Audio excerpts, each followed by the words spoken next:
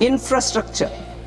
During this past decade, our government has undertaken several initiatives for large-scale enhancement of public infrastructure, including through new financing instruments such as Infrastructure Investment Trust (InvITs) and Real Estate Investment Trust (REITs), and institutions like NIIF and NABFID. We shall continue to focus on developing infrastructure in cities with over 5 lakh population, that is Tier 2, Tier 3 cities, which have expanded to become growth centers. Public capital expenditure has increased manifold from 2 lakh crore in 2014-15 to an allocation of 11.2 lakh crore in BE 25-26.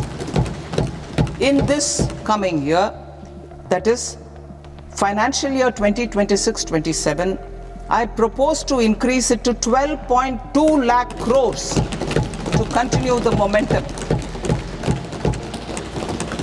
To strengthen the confidence of private developers regarding risks during infrastructure development and construction phase, I propose to set up an infrastructure risk guarantee fund to provide prudentially calibrated partial credit guarantee to lenders. Over the years, REITs have emerged as a successful instrument for asset monetization. I propose to accelerate recycling of significant real estate assets of the CPSEs through the setting up of dedicated REITs. Regarding risks during infrastructure development and construction phase, I propose to set up an infrastructure risk guarantee fund to provide prudentially calibrated partial credit guarantee to lenders.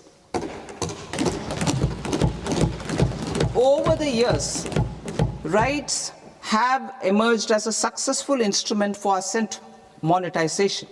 I propose to accelerate recycling of significant real estate assets of the CPSEs through the setting up of dedicated REITs. To promote environmentally sustainable movement of cargo, I propose to 1. Establish new dedicated freight corridors connecting Dankuni in the east to Surat in the west. Operationalize 20 new national waterways over the next 5 years, starting with National Waterways 5 in Orissa to connect mineral-rich areas of Talcher and Angul and industrial centers like Kalinga Nagar to the ports of Paradeep and Dhamra. Training institutes will be set up as regional centers of excellence for development of required manpower for these waterways. This will benefit youth in the entire stretch of the waterways to train and acquire skills. Further, a ship repair ecosystem catering to inland waterways will also be set up at Varanasi and Patna.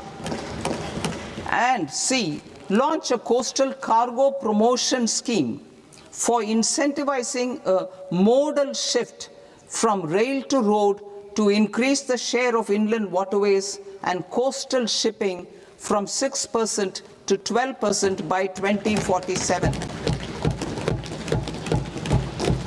To enhance last mile and remote connectivity and promote tourism, I propose to give incentives to indigenize manufacturing of seaplanes. A seaplane VGF scheme will be also introduced to provide support for operations. Carbon capture, utilization and storage. Aligning with the roadmap launched in December 2025, the carbon capture,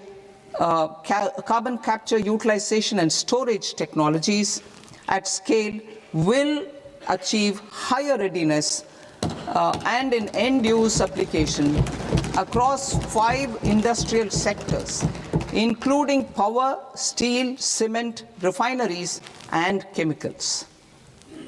An outlay of 20,000 crore is proposed over the next 5 years for this purpose. City economic regions. Cities are India's engines of growth, innovation and opportunities. We shall now focus on Tier 2, Tier 3 cities and even temple towns which need modern infrastructure and basic amenities. This budget aims to further amplify the potential of cities to deliver the economic power of agglomerations by mapping city economic regions based on their specific growth drivers. An allocation of 5,000 crore per CER over 5 years is proposed for implementing their plans through a challenge mode with a reform-cum-result-based financing mechanism.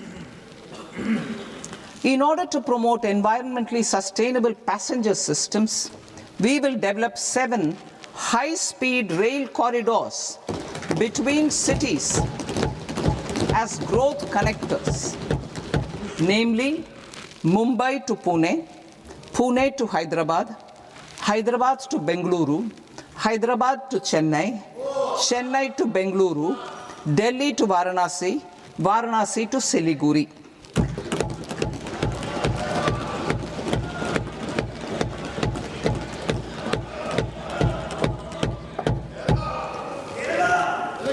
Financial sector. The Indian banking sector today is characterized by strong balance sheet, historic highs in profitability, improved asset quality, and coverage exceeding 98% of villages in the country. At this juncture, we are well placed to futuristically evaluate the measures needed to continue on the path of reform-led growth of this sector. I propose setting up a high-level committee on banking for Vikasit Bharat. High-level committee on banking for Vikasit Bharat.